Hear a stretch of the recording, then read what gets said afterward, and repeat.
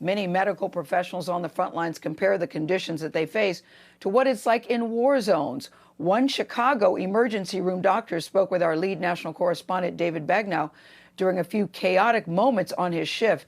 David, what did you see? Because I hear chaotic is the right word here.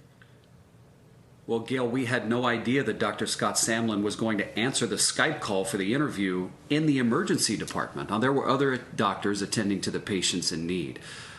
But what you're about to hear may be one of the most sobering and surreal accounts you have heard from the front line so far. This is the most scared I've ever been being an ER doctor. And it's not just because of me.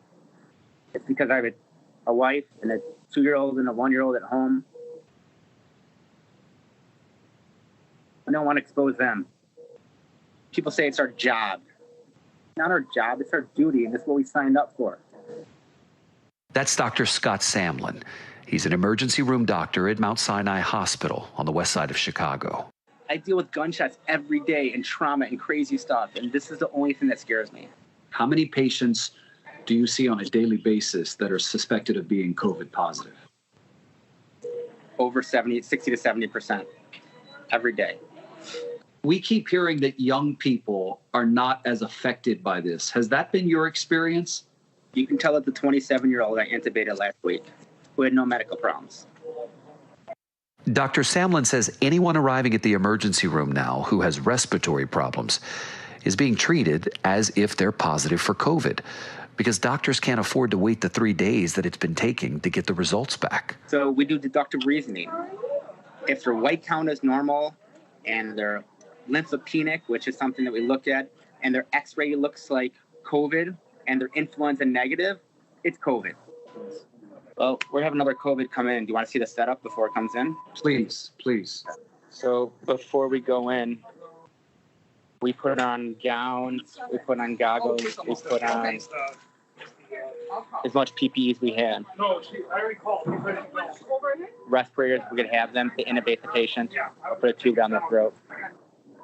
But this is becoming all too common. What? The box is right here. The physician protection box, as they call it, is something the doctors had made at a local plastic manufacturer to help them deal with the COVID crisis. This way I'm not in front of the patient's mouth. Protective gear is scarce here, Dr. Samlan says, especially masks. When you use them for a shift, we put them in a brown paper bag. This COVID patient who's coming in right now, the suspected COVID, he's coming by ambulance, I assume. How critical is he?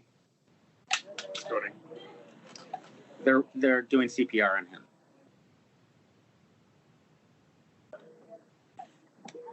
Yeah.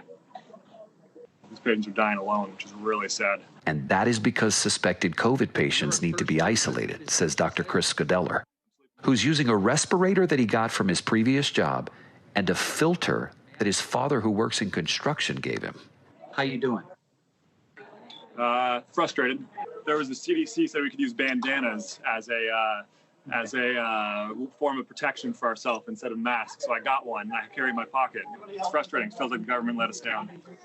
How you doing? Thank you for asking. I'm not well. It's not a joke. I want people to stay home. This is the real deal. Are they still performing CPR? No, they're dead. There was no time to even test that patient for COVID, but the precautions were taken. Dr. Samlan says beside PPE and a break, this is what they need. If you have a friend or a colleague or anybody you know in the healthcare industry who's working on the front lines, just send them a text saying, thinking about you. God bless you. Love you. Thank you for what you're doing. That's all we need. On behalf of a grateful country, thank you. Thanks, Dave. Thank you. Oh, David, I was so struck with Dr. Samlan when he said, no, they're dead, the simplicity in which he said that. And when he also said, many times you don't take your work home, but you have no choice but to take this home. It's really overwhelming to hear these Gail, stories.